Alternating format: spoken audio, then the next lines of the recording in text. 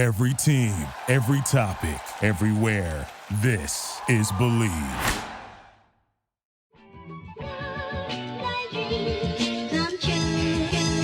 Welcome in to another edition of the JMU Sports News Podcast. I am Bennett Conlon, joined by Jack Fitzpatrick. Jack, how are you? I'm doing great. How's your holiday season? Pretty good. Can't complain. That's wonderful. You have a Duke Dog helmet behind you over one shoulder. You have what seems to be a closet over the other shoulder, and over your head, it's the tranquil waters of Jacksonville. That's right. I am inside of a closet. So is that really where you are? Yes, it is. It's best spot in the house. Well, I was wondering why the acoustics sounded so great. That's got to be it. The other day, I was in basically an empty room, which is just like not ideal for podcast. The last podcast was a little interesting, but if you haven't checked that out, we talked with J.C. Evans, a Miami quarterback who flipped from Jacksonville State to JMU. Had a great interview with him, and then of course KJ Flo out of Charlotte. He's been part of that class since the Signetti era, the Signetti days, and he stayed on and was kind of a big time leader with that group. We sat down and talked with him as well. So if you haven't checked that out, those are up over on our YouTube. And you can stay up to date with all JMU sports news happenings if you just follow us on Twitter, Instagram, Facebook. We're JMU Sport, and YouTube, honestly. We're JMU Sports News for all of those. And another way you can keep up with us is by drinking some Three-Notched beer. We'd appreciate it if you drank Three-Notched beer. I'm going to try with my eyes closed today. Okay. Monday, Minuteman Mondays. You've got $3 Minuteman pours. Tuesdays, I believe it's half off cases. And Friday, first tap. Friday, a new brew every week. So I think that's pretty good. That was spot on. You got it right. Shout out to Three Notch. We love them. Thank you for your support. And great beer. Beer. A lot of different options too, which you'll go to some breweries and you've got I feel like a beer or two you can drink. At Three Notch, you can go through multiple options. They're all pretty good. Yeah, during the summer, they have some really good gooses. Yeah, however you want to pronounce it, sour beers. They have fantastic some of that during the winter months. They have Biggie S'mores out right now, and I believe they have a special release this year. They might do it every year, but this year they're really promoting it. They're bourbon barrel-aged Biggie S'mores. Yeah. So check that out if you're in Fredericksburg. Whoa, wrong place. Richmond, Harrisonburg, Roanoke, Virginia Beach, and Nelson County. They got some great stuff. They also have some delicious bourbon in and of itself being sold at all locations except for the Valley Collab House. And the only people that don't get this time of the year off, Bennett, are pro athletes and us at Bet Online. We're not employees at Bet Online. With NFL, bowl season, and NBA in full swing, Bet Online isn't taking a second off to make sure you have all the up-to-the-second odds, news, and info. I bet JMU money line after that line swung all the way where there were money line favorites at plus 103. Hammered that. That bit me in the butt. Bet Online has all the sports wagering info available with both desktop and mobile access. If you head there today and get in on the action, remember to use promo code BELIEVE. That's promo code BLEAV, and you'll get a 50% welcome bonus on your first deposit. Bet Online, where the game starts and where marriages start.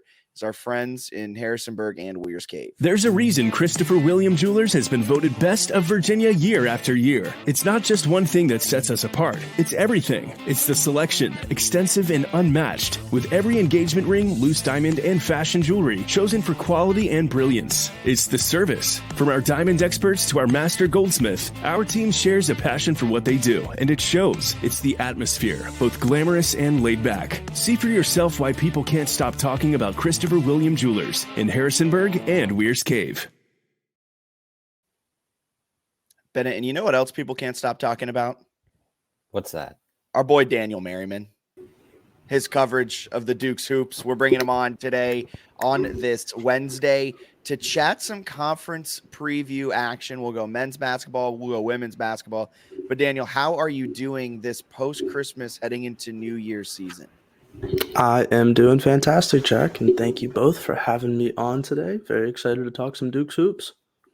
Yeah, thanks for coming on. We're excited to have you. We had you covering the Coppin State game. Pretty exciting matchup there. Exhilarating. For the Dukes. We've also gone to a number of games just as a fan. So you've seen the team live and in person, which you can always pick up some good tidbits for that. So they're 12-0. I think most fans are familiar that they're still undefeated, right? nation's longest win streak as well with 12.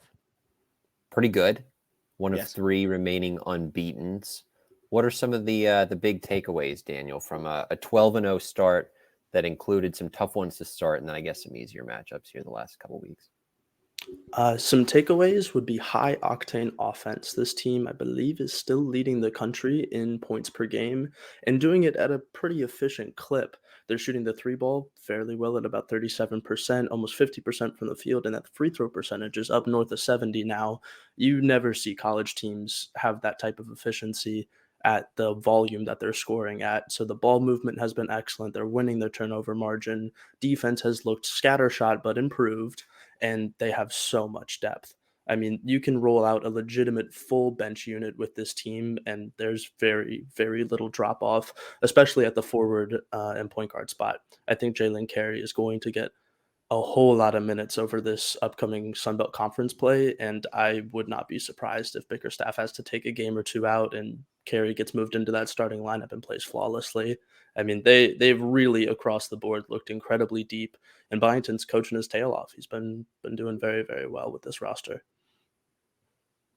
Yeah, they're fun. Yeah, I've been impressed. I was just going to say that I was going into the year, Jack. I kept making those comments that like they weren't going to be able to shoot the 3, and they were a small ball team. They couldn't shoot. Everyone on the roster who's taken at least 10 threes is making 33% or more from deep, which is just very impressive when they play as many players as Daniel had mentioned. Well, saying that. Go ahead, Daniel. And the fact that they have 2 guys north of 65% shooting from the floor, just in general, and Jalen Carey and TJ Bickerstaff. Jalen Carey's at like 70% from the field, I believe, at the moment. That inside-out punch is unheard of at the mid-major level. To have that interior presence is really something special. But I think is going to give this team the ability to win a lot of games. Down honestly, they probably shouldn't because they're shooting themselves out of it. Yeah, and you hit on Jalen Carey and Mark Byington. He heard what Bennett was saying. They're a small ball team that can't shoot. And then I guess he heard what I was saying, and he saw some of our group chat names where the entire offseason it was the Dukes need bigs. I can't believe we didn't beef up in the middle. I can't believe our all of this stuff. And Jalen Carey has just casually been one of, if not the front runner to win newcomer of the year in the Sun Belt. I mean, what Jalen Carey has done in this non-conference stretch has been nothing short of magnificent. It'll be really interesting to see how he then continues to develop into conference play. Was he one of those guys that got a lot of minutes because they were in non-con and they're playing the Morgan States and the Coppin States of the world? And now that they're playing, granted, the Sun Belt isn't much better than that with the Texas States and Georgia Southerns of the world, but it'd be really interesting to see how he continues his growth this season, his freshman year, as we head into conference play. But I want to pick your brain, Daniel, here of this non-conference slate. I mean, it started with a win against Michigan State, a miraculous win against Kent State. What was it? Southern of just an absolute beatdown. Fresno State, I think it was. I kind of get lost in the beginning of it because it was all a blur, because then we had nothing for the last month and a half. It feels like maybe just month. How has student involvement kind of gone with this team? Has it ebbed and flowed, or have the students been really into it from the jump? And even though it's been Coppin State, they don't really mind. I think for the most part, the students have been incredibly tuned into this team. I think with football season every year, there comes a majority focus on that because JMU's had the historical success there and has provided plenty of winning teams over the past 2 decades. But this basketball team has been something special, and people recognize that and want to watch them play, whether it be through a TV screen on an away game, showing up to the AUBC, even during weekday games. I mean, it's really been impressive to see the student support and turnaround.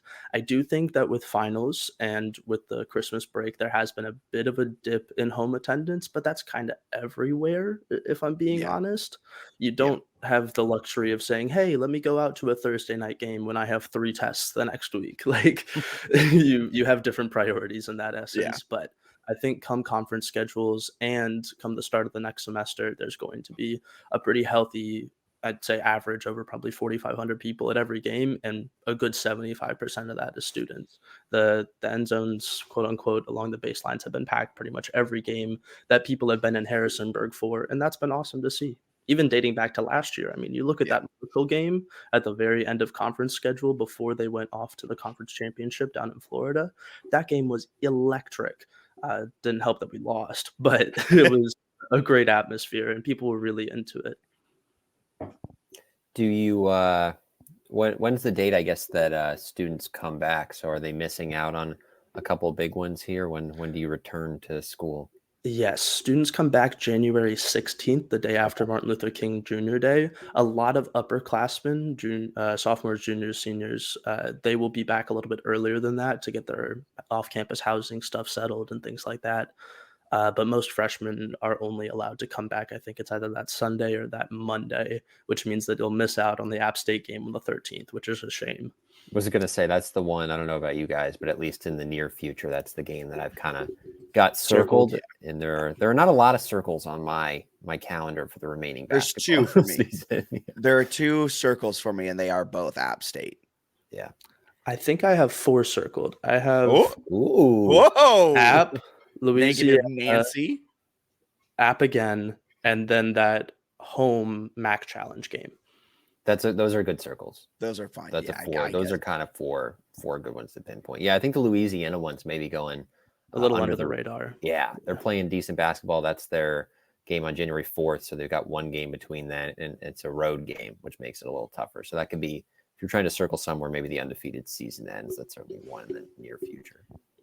Do you guys want to know a fun fact about this whole winter break time? This whole winter break time, you might want to circle every single game played during this winter break stretch, because last year during winter break, which was December 17th to January 15th, I did some digging and I found last year's academic calendar from the registrar's website. The JMU went 4-4 in those 8 games they played over winter break, including the Coppin State loss, including a 2-2 mark at home. So it'll be really interesting to see how it all plays into it. And that brings me into this next point where they're taking on a Texas State team here on Saturday in this doubleheader where there's all of this hype going into conference play, and then they're going to be in an uncharacteristically empty AUBC. I mean, it is going to be, they're going to have to create their own atmosphere, it seems like, heading into this game, much like JMU football had to do with Georgia State earlier this year.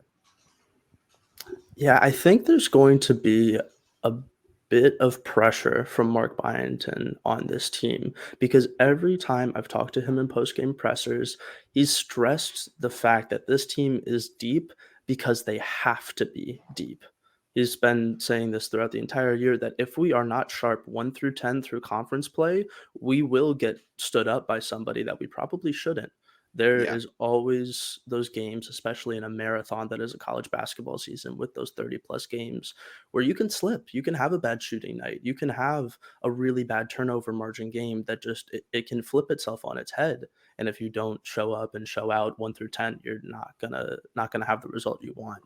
So I think the non-conference experience of getting to play a ton of guys, and while I think the rotation will be a little bit shortened, I would be comfortable throwing Xavier Brown, Raekwon Horton, Quincy Allen when he's back, because it looks like he's a little bit banged up at the moment. Jalen Carey, like that whole 4, I wouldn't have a problem running against any Sunbelt starting 5 right now. And that says a lot about how he's recruited and how he absolutely killed this transfer portal class. Yeah, it's a pretty good class.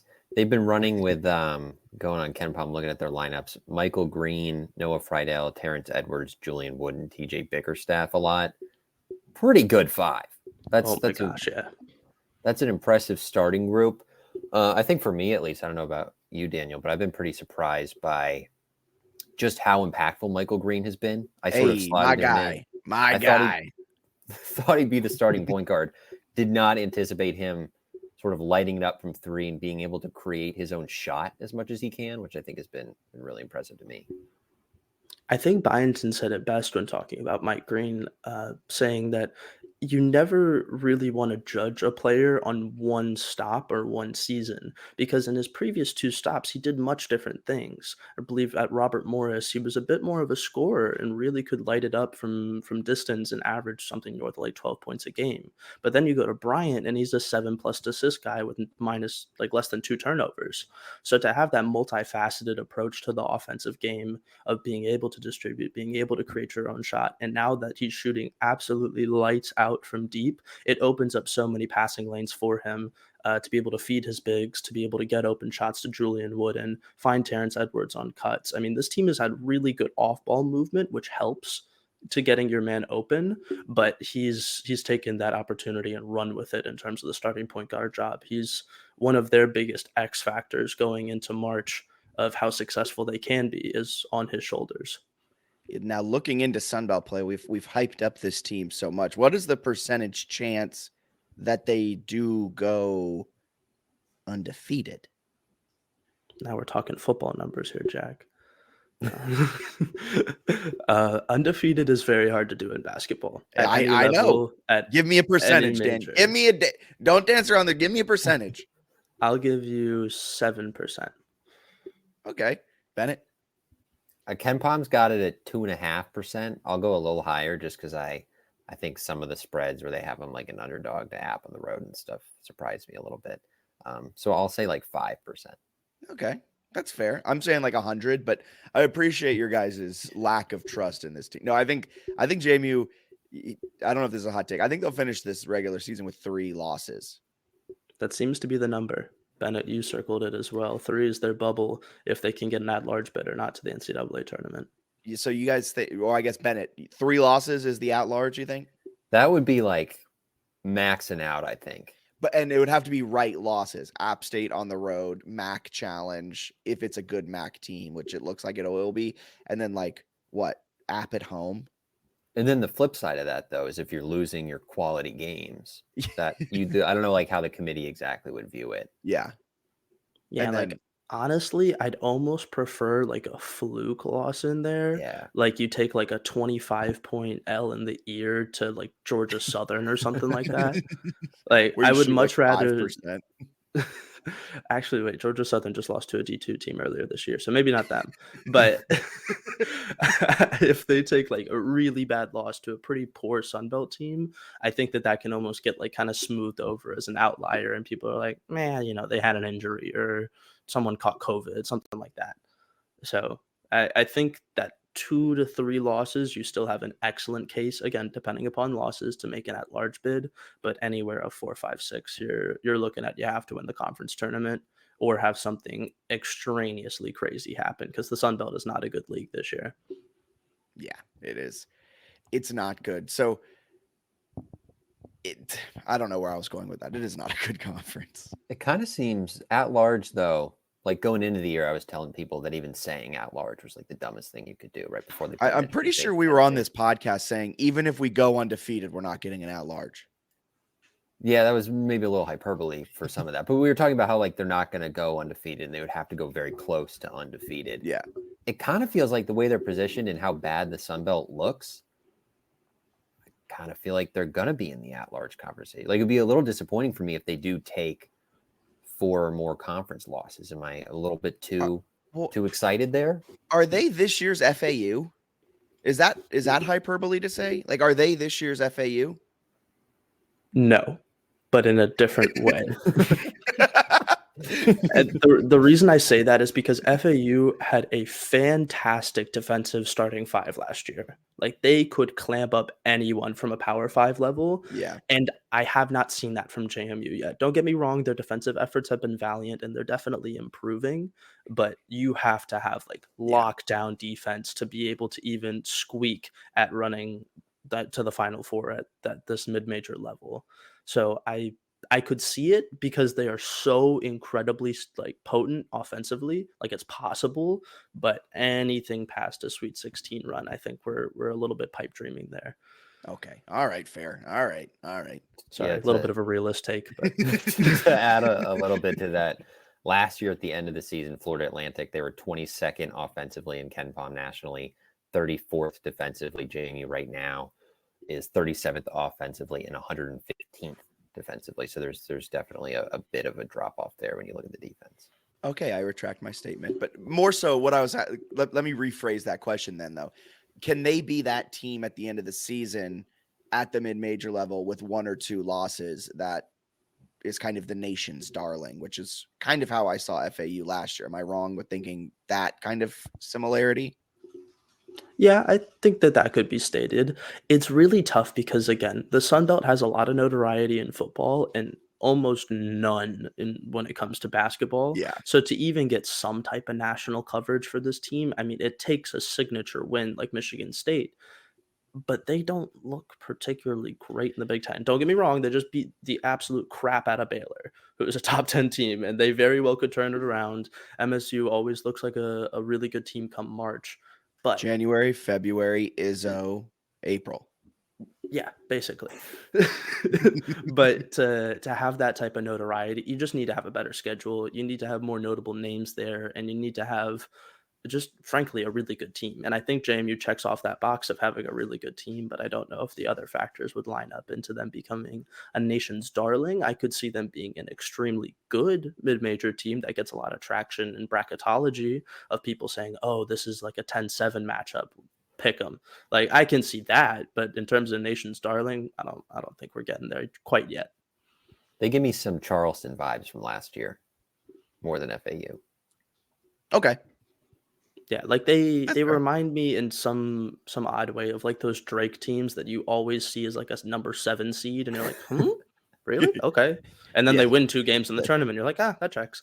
Like that kind of it kind of reminds me of that, of where you're like, I guess they're having a really good year, but it looks like this could hopefully, if Byington stays around, be a consistent theme in JMU basketball. Big if on if Byington stays, because there's probably Power 5 teams looking at him right now, kind of the top end. But that brings us to the 3-Notched Weekly Preview. We're transitioning the 3-Notched Weekly Preview from football into basketball. And this week they're taking on Texas State on Saturday, the 30th, to start Sun Belt play. Texas State, their head coach, Terrence Johnson. The Bobcats sit at 6-6 on the season, but they are 3-1 in December. But 2 of those 3 wins are against non-Division I teams. Their one loss was a blowout loss against the best team per KenPom in Houston. And Texas State is 0-4 this season against top 100 KenPom teams. They're 180 in KenPom. They're 194 in net. I'll start with Bennett. What does JMU have to do to beat a Texas State team that really they should beat? Texas State is pretty sweet if you look at their splits, like big time defense and just no offense, which is hilarious. But it makes it kind of interesting, right? If Texas State can have a good defensive showing and happen to have one of their probably like 5 games this year where they shoot well, it could certainly be an upset. I remember last year during the break, I thought JMU in conference games with a small crowd at home played sort of to the crowd and to that dead energy. So I think if they can... Yeah, I think if they can bring sort of that energy, one of the games might have even been Texas State. I could be wrong. But the energy last year was pretty dead. If they can play at a higher level and just pay attention to what they're doing, which they've had pretty good practice here playing Coppin State and Morgan State. Both those environments are relatively dead. So I think if they can show up and just play the way they've played all year, like Daniel mentioned, they have enough depth that even if a couple of guys have an off night, some others can sort of fill those roles. So I would feel pretty good if you're a JMU fan about the matchup. Daniel, when you're tuning in on ESPN Plus on Saturday, what are you looking for out of JMU against Texas State? I will be at the game, Jack, not on ESPN Plus, but thanks. When you're watching in person, I expect it to be a game won on the glass. If you take a look at Texas State's rebounding totals against Houston, they out-rebounded them by 2. To do that against a Power 5 team, especially one that's top 5 in the nation, and don't get me wrong, the offensive rebounds, you don't have as many if you're Houston because you're making so many shots. So take it with a grain of salt. But that rebounding battle can be absolutely crucial into the amount of possessions you get and what type of offensive sets you can run, how you can get out in transition. This JMU team, however, thrives with a quick pace. If you let them run up and down the court and make it into a track race, they're going to win 9 times out of 10, or maybe 10 times out of 10 the way the season's starting. So I think that there's going to be a pretty significant first half battle. I would not be surprised if Mark Byington's team takes a double-digit lead in the second half and pulls away. I love it. This week's 3-Notch Weekly Preview presented by 3-Notched, Valley Collab House, Harrisonburg, Virginia. That takes us into a quick women's basketball preview. I just kind of want to get your guys' overall thoughts on this team post non-conference. They're 8-4 currently. They're 3-2 in the month of December. Started December with a loss to Liberty. They rattled off 3 straight. They now are coming off of a loss against Maryland, and they too open up conference play at the AUBC on Saturday against ULM. But after this non-conference slate where they look great at times and they look really bad at times, Bennett, I'll start with you. What are your feelings about this women's basketball team right here as we record?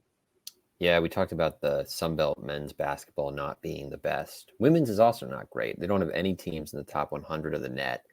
So JMU should be firmly in the mix to contend, especially with Heaven Bristow having eligibility.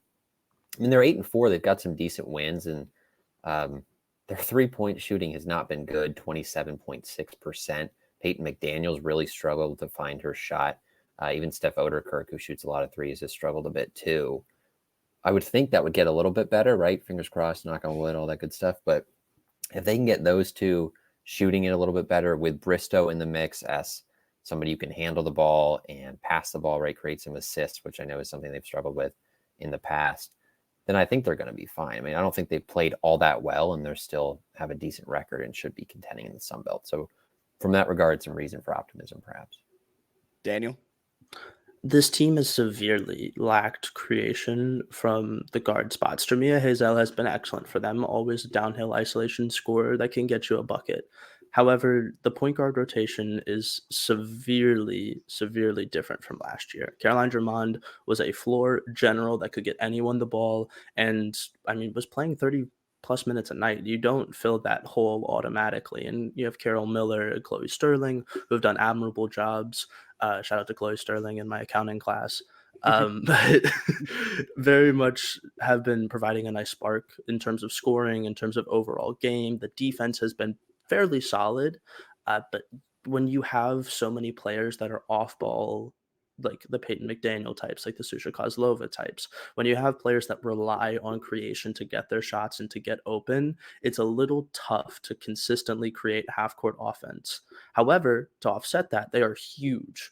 Like, their size is one of the best in the Sun Belt. You have two true 6'4" centers that just, it makes the game really tough when you're clogging up the lanes like that, when you have a stupid athletic Kevin Bristow coming in from the 4 spot, just swatting shots all over the place. I am very excited to see how she develops within the system, because Shauna Regan had her on the practice squad up until 2 weeks ago. And you don't transition perfectly into the starting 5 or the bench rotation from that. Like, you're expecting, hey, this is me getting in reps, understanding the system. I'm going to have to wait out a year and then play in 24-25. No, you're right in the mix now. So I think with her athleticism, inside scoring, and creation, the regression to the mean with the 3-point shooting from all across the board, they are not a 27% 3-point shooting team. They haven't been for many years, and I don't think they will be this year either. So I'm excited to see what the final product of this team is. They're definitely loading. Yeah, because you mentioned they're not a great shooting team right now, and I think a big reason for that was Kiki Jefferson was fantastic. She could create her own shot. She could drive downhill. She could spot up and take the 3, and she was a very above average shooter for kind of the type of player that she was. And with her great play, it opened up opportunities for Peyton McDaniel, who is one of, if not the best spot up shooter, catch and shoot, going to drain it in your face type of player in all of the Sun Belt. And without that type of player in Kiki Jefferson, and there was no one that really could step up and fill that void, they tried to become this feed it down low to Kozlova. The second she got 2 fouls in the first quarter, the offense just came off the rails. So I'm really interested to see Heaven Bristow's impact, because I think with her now in that lineup, she has the ability to kind of fill that void. These are huge shoes to fill, and I'm not saying she is going to, completely fill that void, but she'll be able to kind of give the offense a shot in the arm when they need someone to drive to the hoop and create something. I think Heaven Bristow will be there. And like you said, Daniel, as this season goes on, it's going to be electric to watch her just continue to grow in that role. And I think then we're going to start seeing Peyton McDaniel's numbers shoot up. We're going to start seeing Hazel's numbers shoot up. We're going to see Kozlova's numbers shoot up, and just across the board, everyone is going to take that, half step, full step forward. And is it too crazy to say that I think now with Bristow in the fold, they are the favorites by kind of a little bit of a good margin to win the Sun Belt? I think they have the chance to be.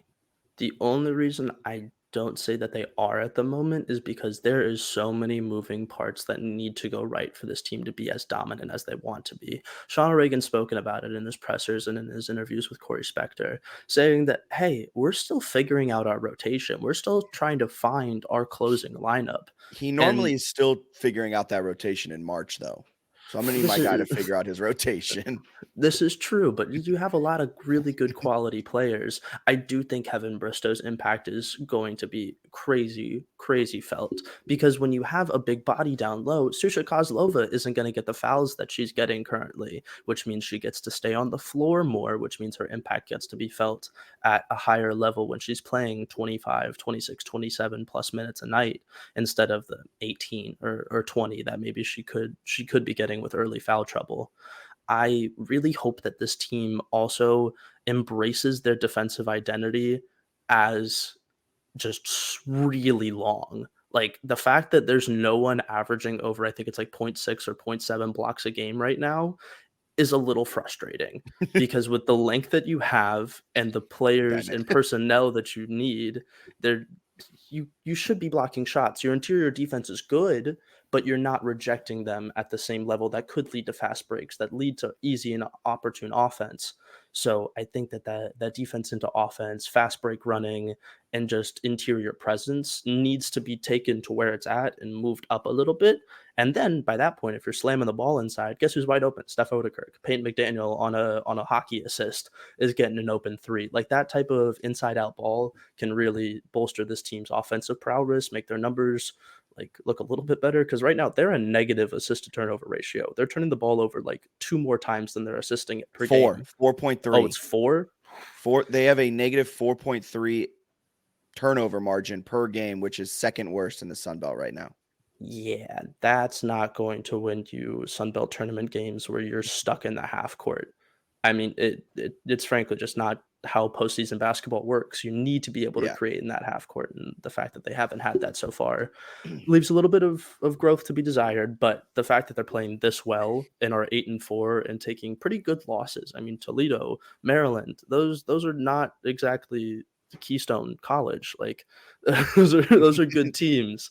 And a credit to Sean O'Regan and his staff for getting those games. And shout out to Neil Harrow, a great Twitter follow. Always insightful and always willing to put theirs against the best. And I think that's commendable and will pay dividends in conference play once they get this kind of figured out. Yeah, I love it. It's also like some of the context around this team is super weird, where like Kozlova didn't have her visa to go on the Cancun trip. So O'Regan was just playing her fewer minutes early in the year. Yeah, let's get Anna Goodman ready. So she played I think it's the first 6 games. She played over 20 minutes once. She's played at least 20 minutes in the next 4 games and had her best statistical outputs of the year. So it's like, oh, they'll play her more and they should be better. And Bristow's available. Yeah. So everything moving forward, this team, I think, should be a contender, be in the top 2 of the Sun Belt from here on out. Top 2 or or 3, I think, is a reasonable expectation. Yeah. And then a potential another Sun Belt win. Probably not an NCAA tournament win caliber type of team, but definitely an NCAA tournament caliber team. Could you imagine Bourne sends a team to the Armed Forces Bowl, a team to the NCAA men's tournament, and a team to the NCAA women's tournament? Talk about a legacy year. It's a pretty and good. Then expands Bridgeforth. Ben Hofer, are you listening? I swear to goodness gracious. But Daniel, thank you so much for taking the time, talking some hoops, and have fun watching the game in person on Saturday as you take it all in and watch JMU hopefully beat Texas State by 15, 20 points. Will absolutely love to see it. You can follow me on the @ on screen at Daniel Merriman _ be covering the game there, on our Instagram at JMU Sports News, and then a write up afterwards. So thank you so much for having me on, guys. It was a pleasure. Dope. Thank you, Daniel. See ya. Lit. Awesome stuff from Daniel. Gives better insights than I think you and I give half the time when it comes to basketball things. He's also like younger than us, but way more reasonable. We'll be like, what is going on with this team? He's always got the context, which is helpful. But he's done a great job, covering football and basketball for us, and providing some great insights at the games, post game, and then certainly on the podcast as well. So I think we got pretty fortunate with him wanting to be a contributor this year. Yeah, so shout out Daniel. If you aren't already, give him a follow at Daniel Merriman, MERRIMAN _ on X, formerly Twitter. And that will take us into football. If you have anything you want to get off your chest about this JMU football season, if you have any thoughts, comments, concerns, whatever it may be about this JMU football season, let us know in the comments. If you're watching on YouTube or Facebook, if you're watching on Twitter, be sure to just kind of reply to the original tweet, and we'll try to get to them as time goes on. We have listener questions at the end of the episode that we'll dive into as well. But JMU football, their season's done, man. It's done. What are your thoughts on the overall year? Obviously, kind of a disappointing bowl game, 31-21 loss to Air Force. That triple option is no joke. You want to see what one of my lower third for the podcast viewers, one of my lower thirds is, turns out it's tough to stop the triple option with a makeshift coaching staff. Kind of feels like one we should have picked up on pregame. I'll be honest there. I'll be honest. We were kind of stupid going into that game. We were like, no, he got that coach from Lafayette from the 1990s, man. They should be good to go. This guy ran triple option in 1983. They're right. And then literally the first handoff right up the middle. I was watching with my friend Dom at the Charlotte watch party. He turns to me and he goes, it's tough to stop the triple option when you can't stop the first option. Yeah, if you can't stop the dive, it becomes a long day. What a nightmare matchup, man. You see South Alabama got Eastern Michigan. They beat them by like 1,000. And the only time they really had any issue was after the game when the guy tried to punch him in the back of the head. But like, that would have been cool. Why couldn't they have gone on a terrible MAC team, man? Do you want to hear my hot take about it? I think if JMU got any of the other Sunbelt teams, like any of the other Sunbelt teams as opponents, I think JMU wins. Like, the triple option is just so hard to stop with a makeshift coaching staff. That was a tough one. It was tough, and it didn't go great. Kind of a disappointing end to the year. And I'll also say the 31-21 score, that final score line makes it look a lot closer than it was. Didn't feel that close. No, that was a tough one. That's the first time they've really gotten kind of spanked like that in years. Yeah. It kind of makes you appreciate what Kurt Signetti was able to build at JMU for all of these years. They were doing a good job. Hell of a season, though. 11-2, right? Beat UVA, which I know I had some people trolling when I posted that as a thing. Oh, you beat UVA. They hadn't played them in 40 years is why it's relevant. It's not like a annual occurrence where they play them. That was cool. Beat Troy, right? Finished atop the East. Got in the top 25 again. Just a really good year. It was a fantastic year that, like you said, ended a little where we didn't want it to end as JMU fans, but really just I doubt anyone actually listens from the team, but like, thank you to the players who decided to play in that bowl game. I mean, Elijah Surratt, who looks like he's already out the door with his latest tweet, was playing on one leg and led the team in yards. You had Aiden Fisher just absolutely ball out, 17 tackles. He's at Indiana now. Jordan McLeod looked like he was coming out of the game at one point. He's halfway to Houston as we speak. It's not officially been released, but man, has he left so many breadcrumbs that you could just put a whole loaf of bread together with him. I mean, he's gone to Houston, and they were the biggest contributors, and they were the guys that were gone. And I just like people questioning their effort and things of that sort. No, I don't think they were not having effort. I think it's just really tough to stop a triple option. One of my favorite takes Well, it was like a really large take from a lot of people that they weren't playing hard. And it It's was like parroted by a former JMU player. Not parroted. It was seemingly started by a JMU football player, former JMU football player. Absolutely. That is terrible to start that. How maybe that should have been my Festivus. Just funny because they didn't play that well. They played against a good team and got outplayed. Like I feel like JMU fans, because they've won so many games recently, haven't had those where it's like, oh, we got outplayed. So if they lose, it's like, what's going on? The Duke should never lose. They're so good. But no, like Air Force is good, especially when healthy, and they're probably better than like a JMU team with a ragtag group of coaches. Yeah, if Cignetti plays, I think if Cignetti plays, suits up and gets out there, I think it's tough for Air Force to stop. There's no tape on him. If Cignetti's the coach and they don't have all that transfer impact, I think the game's very different. And I think JMU wins. With the Robo did fantastic. He's going to continue coaching an amazing offensive line. He's been announced as the offensive line coach for Coach Bob Chesney. Great to see him be retained on that staff. He wasn't a head coach. I mean, to start the game, it was great pass, negative run, punt. And it was just like, an offensive line coach is coaching this game. There was some stuff there. And then it's also just hard to prepare a team for a triple option when you don't have your usual coaches. So you're trying to figure out who's coaching what with new coaches who don't know the players, right? So if you don't know the player, you might not know like how to best motivate them during practices or like how to best teach them. There's a lot of stuff that goes into it. Some of these are excuses. Some of these are actual reasons why they lost. Air Force is good though. Air Force is a real good football team. Dan Miller on X asked, fun season. Do they start next year in the top 25? So they finished up the year in the AP top 25 at 24. New coaching staff, half of a new roster. Unlikely that they start next season in the top 25.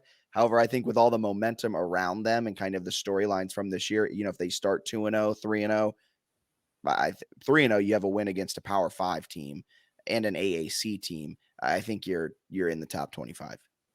Yeah, probably won't start there because Indiana wasted no time post bowl game to say that they had landed 7 JMU transfers.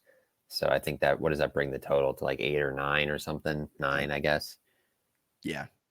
So that's a lot of really good like starter level players that are going to Indiana. They have some others going elsewhere. Like Surratt is better than Indiana probably, so he'll get some NIL deal, I would assume. McLeod also seems like he's probably leaving. They're replacing a ton. Yes. Yeah. It's gonna be a different team on the field next year. It'll most likely still be a Sun Belt East contender.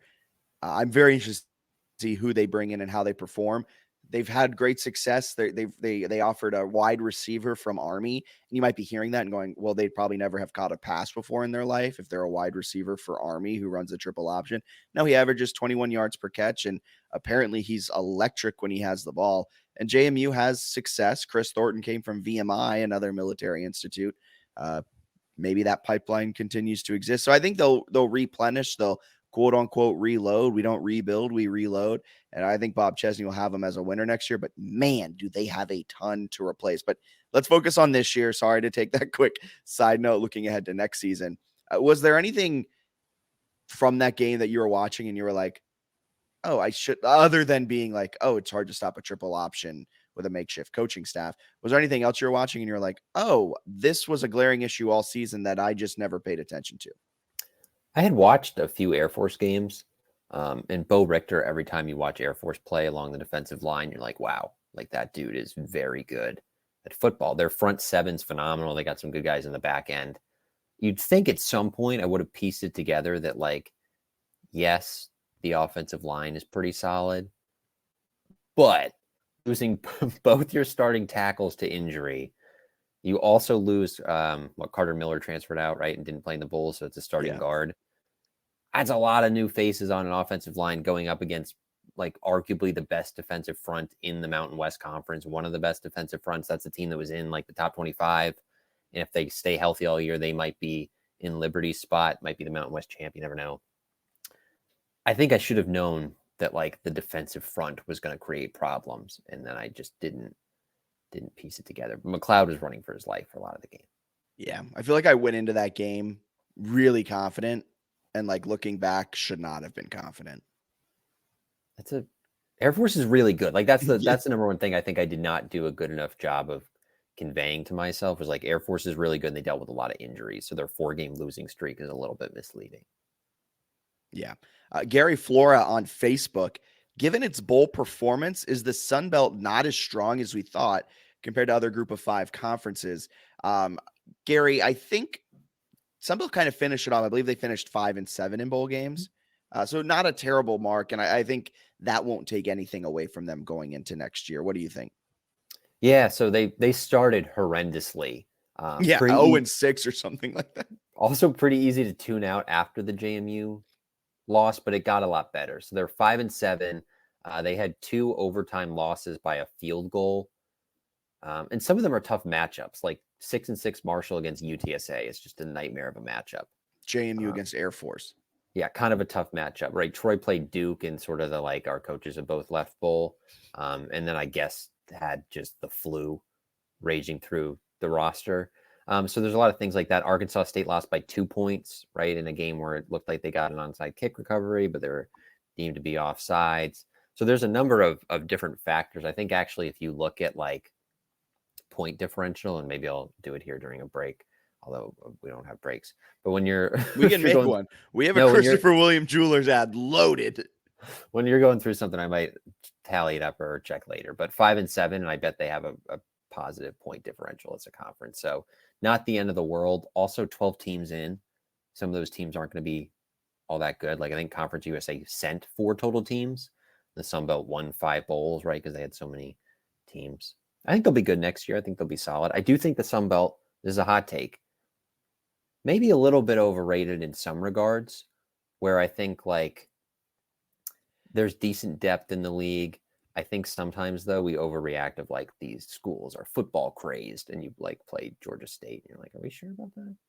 Yeah. Daniel Merriman on YouTube said most bowl wins in Sun Belt history. So see, a good season helps that you put 12 in. I do kind of agree with that. It almost feels like the CAA during the FCS days when we all were like, the CAA is the best FCS football conference. And every year they get like 4 teams in the playoffs, and come the second weekend, JMU was then the only one playing. And it's like, well, maybe they're not the best conference. Maybe they just like beat up on themselves so much throughout the year that we think they're good, but then you end up with a 6-6 Marshall team that really isn't that great.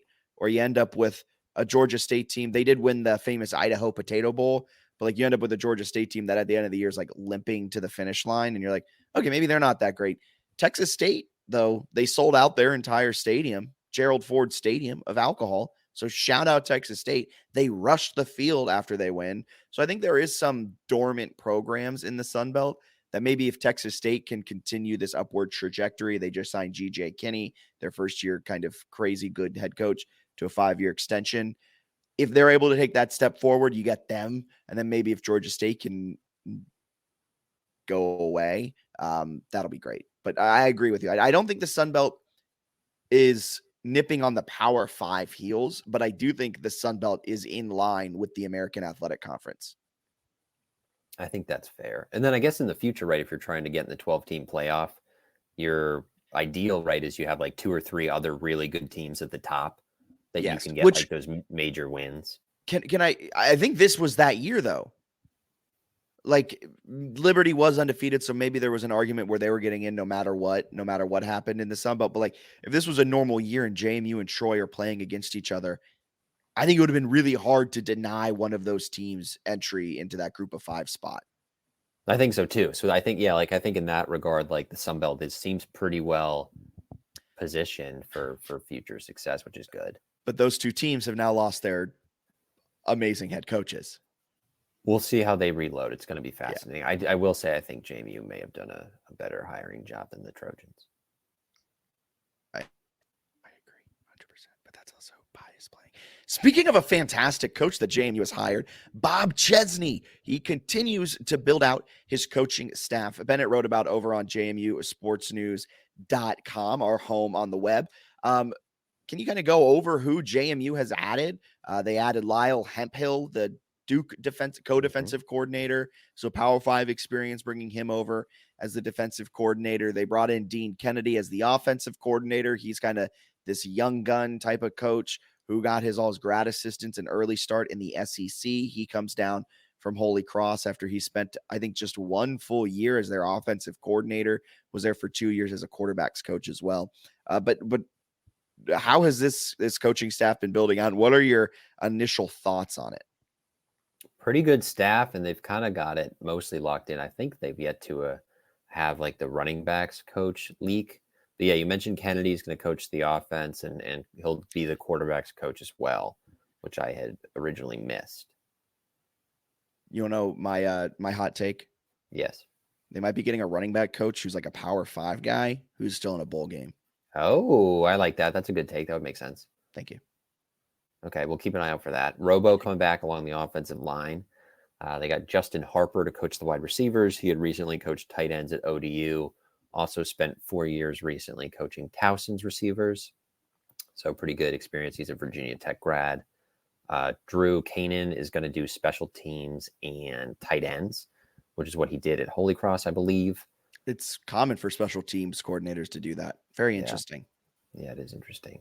He's a good one, though. Their special teams units are nuts. So that's a big time hire. And that was early that one was announced. You mentioned Hemphill. Interesting one, right? Because he was at Duke when their defense this year was big time. Wake Forest for 3 years as the DC. They weren't all that great in terms of like scoring defense those years. Not very good at all. He was their defensive coordinator from 2018 to 2021. The best his defense ever ranked in scoring defense was 76th in the nation, which was 2019. So in 2021, they ranked 88th, 2020, 90th, 91st, 2019, 76th, and 2018, 102nd. So he's coached safeties and defensive backs and things of that sort throughout his career and has found success. He started at Hofstra, moved around, found his way to Stony Brook. He was out there on Long Island having himself a good time and coached some really good FCS defenses, some really good FCS back ends. At Wake, he was a good safeties coach, but when he took over that defensive coordinator role, the defense just was never that dominant. And I remember you and I would text watching Wake games in 2020 and 2021. And it was just like, okay, if they could just not allow 76 points, Sam Hartman would be undefeated. But then he did do well with Duke at his last stop. Yeah, I think overall you're probably pretty pleased, but it's one I've seen some JMU fans like dunking on people like, we got Power 5 guys. To be clear, there was a shift in the Duke coaching staff. So they're getting guys who are like looking for jobs. They didn't poach him from Duke. The same is true of the strength and conditioning coach, Jason Novak, who comes from Michigan State. Both those hires, I think, are big time, right? You got Power 5 experience for some good schools. But again, Novak was, I think, looking for a job because Michigan State had that turnover. But those are still pretty weird turnover at Michigan State. Yeah, that's pretty good hires there. I like those. Sam Daniels, defensive line. I can't remember if we talked about that last time, but I think it was after the bowl they announced it. So was coaching at Delaware as their defensive line coach. He's been at Richmond, Howard, Bridgewater, and then played it at JMU. They have Zach Sparber, who is a defensive analyst with Duke. So he's worked with Hemphill. He's going to coach the linebackers. I was also a grad assistant at Virginia Tech. Eddie Whitley is staying on. He's going to coach in the secondary. I think I have some of this wrong. Kyle Barnes is on the coaching staff, but I don't think he's going to coach corners, although I don't think that's been officially announced. But he'll be on the staff. And then they have Anthony D. Michelle, who I believe is also going to do secondary stuff, and definitely doing a bunch of recruiting, coordinating stuff for them. And he's an interesting one because he coached running backs and special teams and safety, so they can kind of plug him wherever. So I think, basically just looking for the running backs coach. But it's a good staff. They got Power 5 experience. They have some Holy Cross, and then they have some guys who are retained from the previous JMU staff. And they're going to add another Power 5 running backs coach, according to my hunch. According to your hunch, that's what we're hearing. Yeah, but I really like this staff. I think it'll be really good. I'm a little sad that we lost that entire coach. I'm not so much that we lost Cignetti, but like Shanahan is going to be a Power 5 head coach soon. Pat Kuntz, Brian Haynes, Tino Sincere, like those guys were just dogs. And these guys could be too. I'm just a little sad we lost all of them. Fair. I do think some fans probably got to pump the brakes a little bit on like we've upgraded the whole staff. That staff was good. That staff was. You hear it in the post game, the interviews, like when Cole Potts was just like, we have a coach that actually cares about us now. And like, was just an unprompted shot across the bow to Curt Cignetti. Yeah. The reason that team was great was, I think, in spite of Curt Cignetti. Like, no. That sounds wrong. I think Cignetti was great at hiring coordinators and great at hiring people around him. Like if you took Cignetti out of that equation and you had all of those coordinators, that team probably doesn't take a huge step backwards. I think that's fair. I'm not trying to like take another shot at Cignetti as he's on his way out. I already did that with my tweet. I've muted Cignetti. I'm good. I'm done with that. I just think like his strength was being that CEO coach and putting great people around him. And this is going to be on paper another good staff. But yeah, I don't think it's necessarily a vast, huge upgrade just because they have guys from Duke and Michigan State. Cool. Duke played Troy in a bowl, and Michigan State was a tire fire for the last 2 seasons. They're too harsh. They're physical. No, it's just I wouldn't assume that everything's like amazing just because of what you're seeing on paper. Definitely don't say it's an upgrade. I would say that like let's pump the brakes on it. Maybe it is. Everett Withers coached for the New York Giants. Right. If he was added to this coaching staff tomorrow with NFL experience, I don't think he's an upgrade as a defensive backs coach. 2 of the coaches I'm most excited about were Holy Cross carryovers. Oh, I'm so hyped for Dean Kennedy. Yeah. I'm so excited. I think he might be an upgrade. He could be really, really good. So I'm excited about the staff. I think it's a good one. But again, a lot of it comes down to also like you can scheme some stuff up. You can be really encouraging, but like, who are your guys? Who's on your roster? So how they do in the portal and who they add to replace a lot of starters will be important as well. Yeah, and as portal season rolls on, we'll continue covering that with the transfer portal tracker. And every time there's a big transfer addition, we'll be sure to cover it here on the JMU Sports News podcast. And quickly, I have to do some back-end production stuff before we head into JMU Football Festivus. So here's another word from our friends over at Christopher William Jewelers. There's a reason Christopher William Jewelers has been voted Best of Virginia year after year. It's not just one thing that sets us apart. It's everything. It's the selection, extensive and unmatched, with every engagement ring, loose diamond, and fashion jewelry chosen for quality and brilliance. It's the service. From our diamond experts to our master goldsmith, our team shares a passion for what they do, and it shows. It's the atmosphere, both glamorous and laid back. See for yourself why people can't stop talking about Christopher William Jewelers in Harrisonburg and Weir's Cave. I haven't celebrated Festivus in years. What is your interest? Well, just tell me everything. Huh? Many Christmases ago, I went to buy a doll for my son. I reached for the last one they had, but so did another man. As I rained blows upon him, I realized there had to be another way. A new holiday was born. A Festivus for the rest of us. And at the Festivus dinner, you gather your family around and tell them all the ways they have disappointed you over the past year. And is there a tree? No, instead there's a pole. Requires no decoration. I find tinsel distracting. It's made from aluminum. Very high strength to weight ratio. And now, as Festivus rolls on, we come to the feats of strength. Not the feats of strength. Until you pin me, George, Festivus is not over. Oh, please, somebody stop this. Let's rumble! Come on.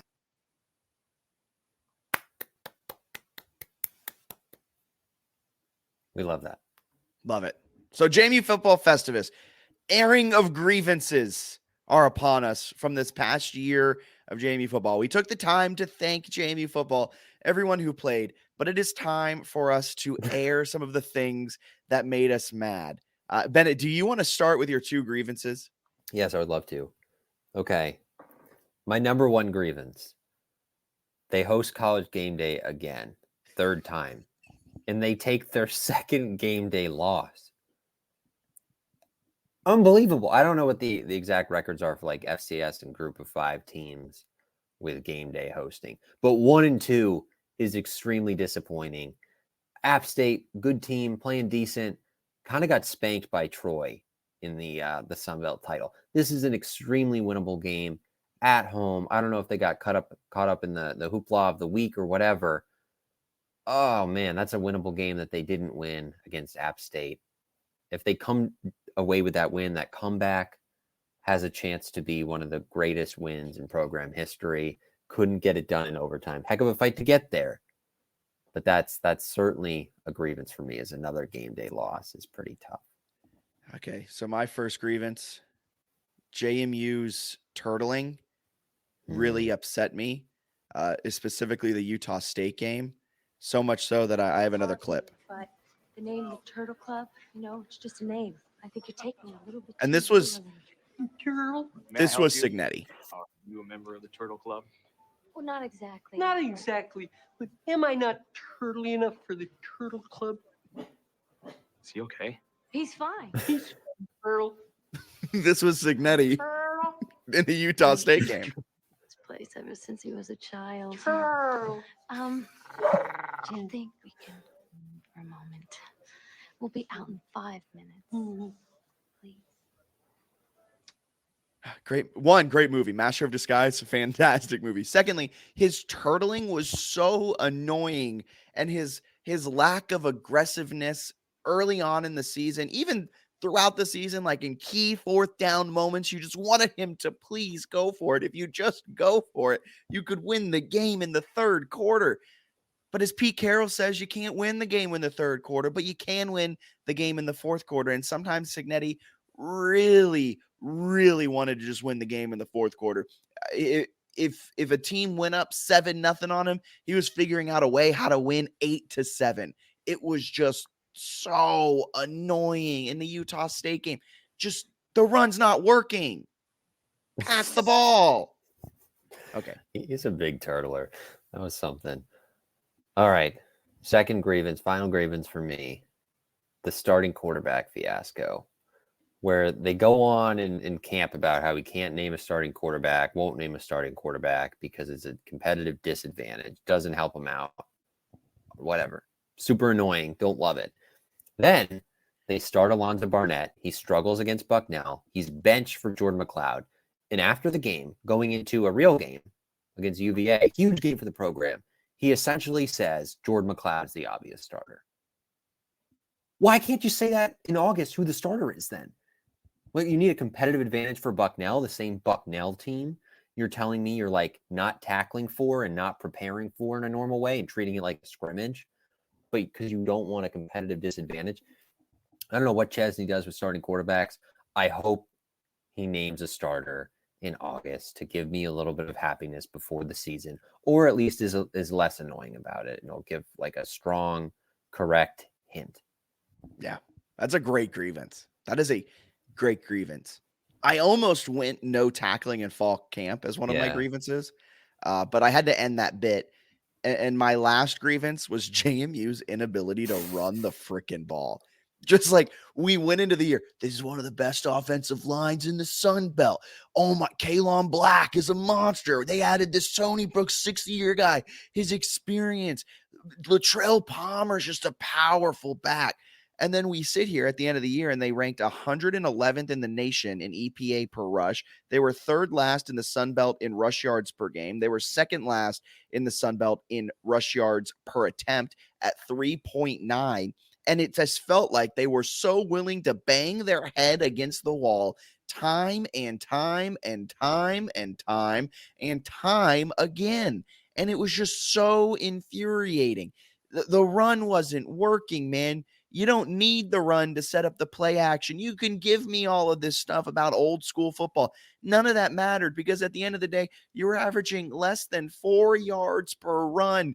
And you came into the year talking about this great offensive line. You came into the year talking about your great running back room. We were part of it. We were expecting great things.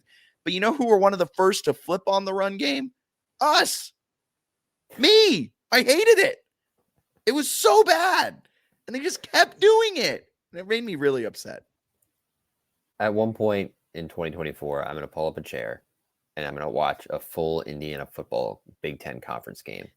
And I want to see if they attempt to just run it back because they got similar guys and now they're wearing the candy stripes. Are they going to try to run the ball?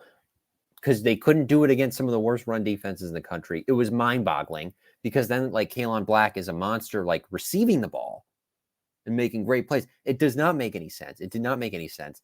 Then there were some that like didn't like Latrell Palmer. Maybe they're mad at him from the fumbles. Maybe he was a little banged up. Maybe it's a combination of the two. And you know who looked good in the bowl game? I thought Palmer looked pretty good. Palmer looked good. Doesn't make any sense. It was kind of like a wide receiver was coaching the running backs. All right, that ends this year's JMU football grievances. Festivus, thank you so much for tuning in. They essentially hit Control C, Control V on the whole running back situation from JMU. They went, you know what? I know we had one of the. They were like, we had one of the worst running back rooms in the entire nation. You know, if we get Nick Kidwell here and Tyler Stevens and Tyson Lawton and Kalon Black and bring the same coach over, I think we'll have different results. And you know what that is, right? That's quite literally the definition of insanity. I can't wait to watch it because the pass protection was great. They threw the ball all over the yard. It was awesome. Couldn't figure out the running game. Also interested to see if Chesney can get that going finally. I think he can. They ran it well in 2022 with Todd Centeio. Percy. Yeah. So, all right, that brings us into listener questions. Let me fire some at you here.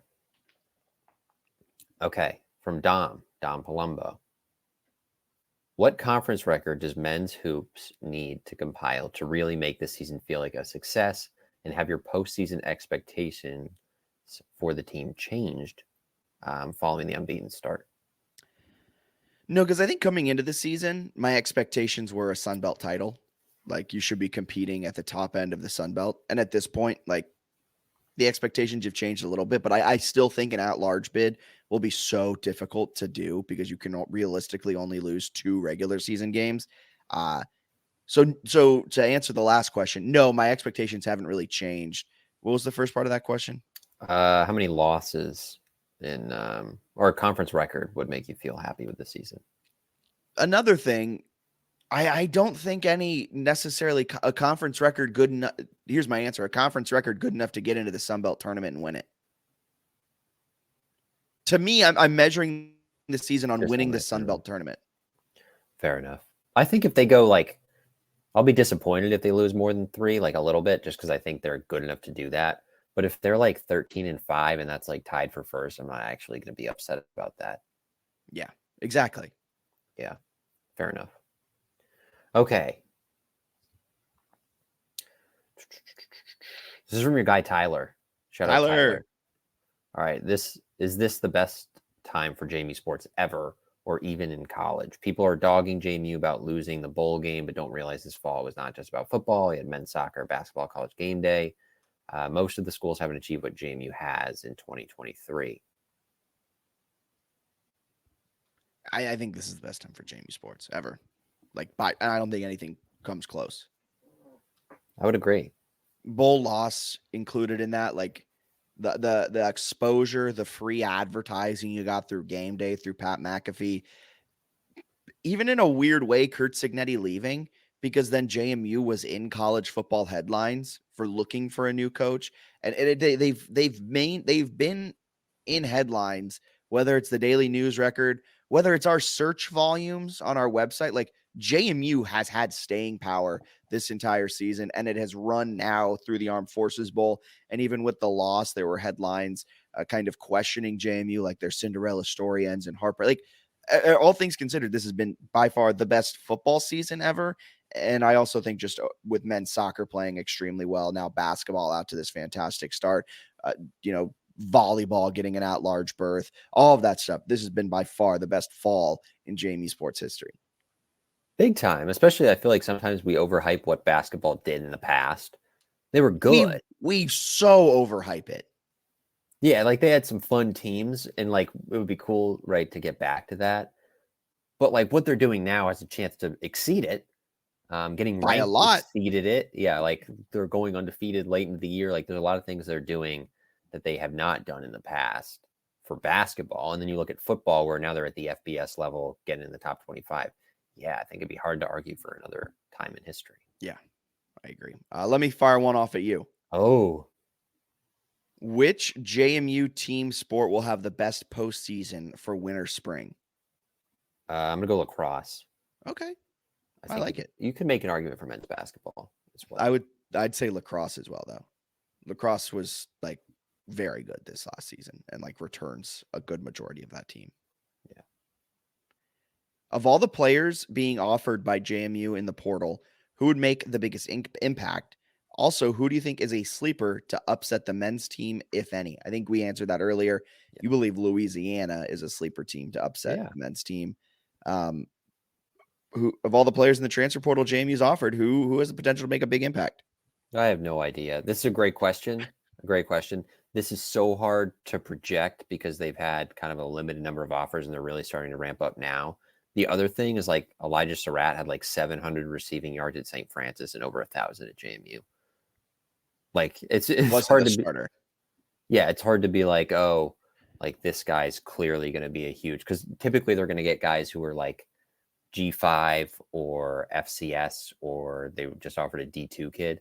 So it's hard to know exactly how it'll translate. So I don't entirely know on the offers. Elijah Hills is a name for Albany, really good defensive lineman. That would be interesting, but he's looking pretty hard at West Virginia. So I'm not sure that'll be a possibility. Yeah, Jacob Irv-Tran, that's a great question. We will continue kind of monitoring the portal as these offers come in and reacting to it. Hopefully next week we have some more news, some more guys that have come through. But as of right now, maybe the Army wide receiver, just because that wide receiver room's lost so much, but really not entirely sure. I think of the players that we've already added in the portal, Jacob Dobbs is going to make the biggest impact. I already read that one. You want to rattle off a few? Yes. From 88 JMU 2. Given the weak JMU hoop schedule, kind of answered this, I guess. Will they need to run the table to get an at-large bid if they don't win the conference tournament? No, but like, yes. Pretty close, right? I mean, if you go undefeated, you'll get an at-large. If you lose one, you'll get an at-large. If you lose two, you'll get an at-large. If you lose three in the regular season, so you'll end with 4 because you don't win the Sun Belt tournament, maybe not. Maybe too many. Because that might, then like you guys said earlier, you and Daniel, it all depends on who your losses are to. And also, if you need good losses, and if you have a good loss, it takes away a good win. And then also the net has that predictive metric in it still. So like margin, they claim like margin doesn't matter, but that's like how predictive metrics work. So like blowing teams out is also helpful. If you take like a 30-point loss, that could ding you. So it's all like very fascinating. Yes. Who will have the better winning percentage this spring? Baseball or softball? Softball. I like going softball here. I feel like we're maybe toward the end of the Ike era. We are the anti-JMU baseball podcast. This one I think is just a no, but it's from Eric. Update on the search for born successor. I haven't heard anything. So no. This is from JMU RVA. Is Jordan returning? Is Sluka transferring? Which players still in the portal plan to return? I don't think McLeod's going to come back. McLeod to Houston. Sluka, I texted Bennett this. The longer Sluka is in the portal, the more I think he's coming to JMU. I think I agree with you. Which players still in the portal plan to return? I think any player still in the portal is not coming back to JMU. Here's a question, though. Taurus Jones was notably not in the group going to Indiana. He also notably wasn't in the group playing in the game. Yeah, that's true. What about Brent Austin at corner? Maybe. He played in the game. He's in the portal. There aren't many guys left in the portal who haven't named a destination. I don't think Surratt has really any chance of coming back. Sure, I thought Surratt had a chance of coming back just for like the love of JMU and what Cheese has done, all that good stuff. And then he tweeted like yesterday, I will be immediately eligible in the fall. And I was like, oh, bye. I was like, Bob Bob probably knows that. Oh my God, your hand. Oh. I thought there was a hand coming over me. Oh my God. I thought you got scared by Frank for a second. I was like, man, it's your dog. Sorry, carry on. That was awesome. Ooh. No, but he's probably gone. So most of them are gone. Most of them are going to Indiana, which is interesting. I thought there'd be a couple of the group of 7 that they announced that would have went to other Power 5. So I was surprised they all wanted to go to Indiana. I'm trying to find another one. Mangy dog. This could be a joke that just goes over my head. It's a joke, yeah. Okay, it goes over my head. Will the next athletic director retain JMU's policy of not scheduling vacation Bible schools with the football team? That's another Liberty jab for a guy, Mangy Dog. Okay. But Liberty's on the schedule. Don't remember the exact years. They are on the future football schedule. All right, awesome. And Sean Conway, now that the bowl game is behind us, can you give an overview of key dates where we can expect more moves and maybe what JMU needs to strive for by those dates, transfer portal windows, signing dates, etc. I think right now for the next week and a half, you're going to see a lot of movement in the portal in terms of guys visiting JMU, in terms of guys getting portal offers. Chesney kind of has marked down early January is the time when they're really, really going to put full court press on. And I believe the transfer portal window closes January 20th. You can't enter after the 2nd of January, so you have to be in the portal by the 2nd. And then typically, I think the people are going to sign pretty soon after because they want to go to school. Yeah, that's a big part of all of this. You have to sign by a certain point to then get enrolled in the spring semester at the school you're going to, because you have to be enrolled to then play. I think that's what people miss when they're like, shift the transfer portal windows. It's like, well, they're here so that they can enter the portal and then pick a destination and then also attend the school because it's college football. So I think the first week of January is going to be a ton of stuff happening, whether it's coach finishing out the coaching staff, getting portal players in, maybe potentially a few more JMU players entering the portal, maybe a few of them coming out of the portal. There's going to be a lot of craziness from like January 1st to 8th. I would agree. All right. Anything else? Do we do Kyle's one about the women's basketball has picked some belt preseason to win it? What's your confidence level right now that they finish atop the conference at the end of the regular season? My bad, Kyle. I read your other one and I completely forgot about your first one that you sent, which is a great question. My confidence that women's basketball will win the Sun Belt as of right now, after watching them start 8-4, still probably about a 75%. I think Bristow's addition is massive. And like I've hyped it up. We hyped it up. I don't think it can be understated what she is going to do for JMU. Pretty huge. Yeah. I think he was on, O'Regan was on the Sports Blog podcast preseason and said they'd be like a 22-win team without her and like a 28-win team with her. So not a scientific analysis, I don't think, but like they're going to be better with her. And we were talking about, I mean, what she does on the court just will elevate everyone else, and it puts everyone else in their correct position on the court. Yeah.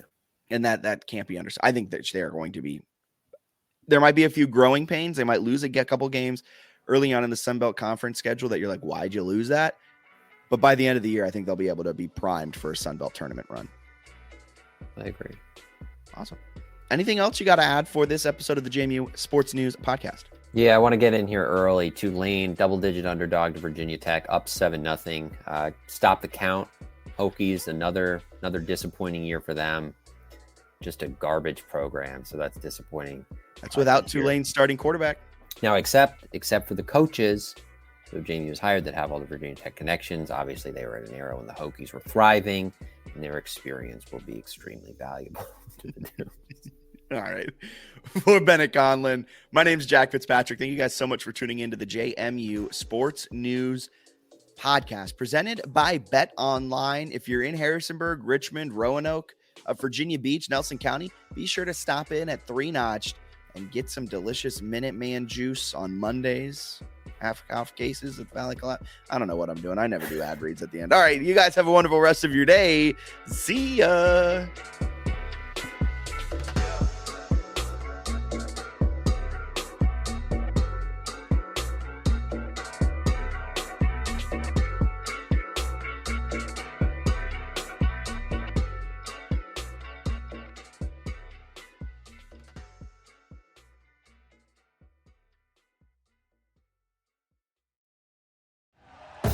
Thank you for listening to Believe. You can show support to your host by subscribing to the show and giving us a 5-star rating on your preferred platform.